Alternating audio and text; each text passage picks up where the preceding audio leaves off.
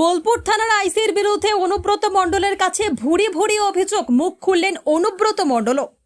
বোলপুর থানার আইসি লিটন হালদার তোলাবাজ। বোলপুর শহরে তোলাবাজি করছে, নিজেই মেসেজে 40 থেকে 80 হাজার টাকা করে চাইছে, এমনকি থানায় এফআইআর করতে গেলেও 5 হাজার টাকা আনতে বলছে অনুব্রত মণ্ডলের কাছে।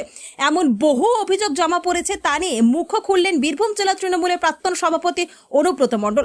পাশাপাশি বোলপুর শহরে আইসি লিটন হালদার আসার পর চুরি ছিনতাই বেড়েছে, এই নিয়েও মুখ খুলতে দেখা যায় অনুব্রত মণ্ডলকে। অনুব্রত মণ্ডল এই বিষয়ে বলেন, আমি রাজ্য পুলিশের ডিজিকে বলেছি, ডিআইজি পশ্চিমাঞ্চলকে বলেছি, আমি এসপি কে বলেছি এই আইসির ব্যাপারে। আইসির বিরুদ্ধে একটা মারাত্মক অভিযোগ।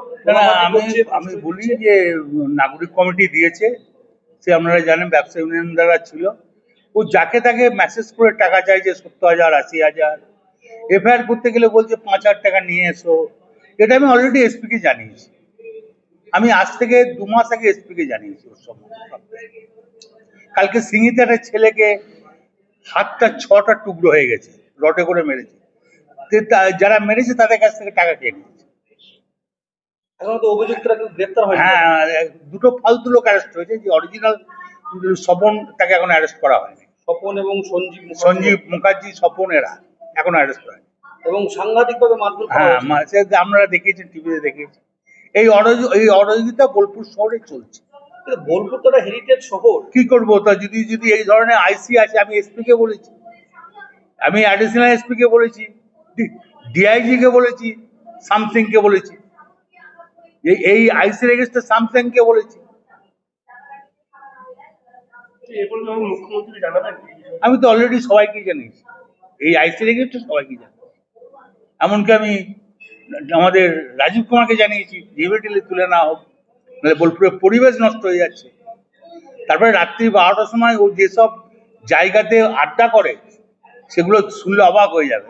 সেটা তো পুলিশের ডিআইবি আই তারা খবর নিয়ে নে কি করে, কোনো ডেপুটেশন দিতে পারি না, কারণ আমাদের মুখ্যমন্ত্রী পুলিশ মন্ত্রী, এটা আমাদের পক্ষে হয় না।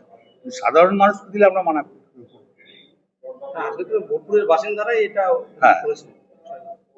ট্রাফিক নিয়েও খুব সমস্যা, সব ব্যাপারে মানে 2-3 করে কেস দেওয়া হচ্ছে। হ্যাঁ, পয়সার জন্য দিয়ে তারপর মেসেজ করে, এবং মেসেজগুলো তোমাদের দেখেছেন কিনা আমরা জানি না, 70,000 40,000 করে মেসেজগুলো আছে, আমাকে দেখাতে এসেছিলাম, আমি দেখে আইসি নিজেই মেসেজ করছে। বোলপুরের পরিবেশ তো এরকম ছিল না, এটা এই আইসিএস নষ্ট করে দিল। তারপরে সব থেকে নেশাখোর বেড়ে যাচ্ছে, দিনের পর ক্ষতি হয়ে যাচ্ছে, আর চিন্তায় হচ্ছে, এগুলো কিচ্ছু ছিল না বোলপুরে। রাজনৈতিক ভাবে কোনো ইন্ধন রয়েছে বলে মনে করেন? না, কোনো ইন্ধন নেই, আমরা দেখছি। রাজনৈতিক ভাবে কোনো ইন্ধন থাকা উচিত নয়, থাকবেও না।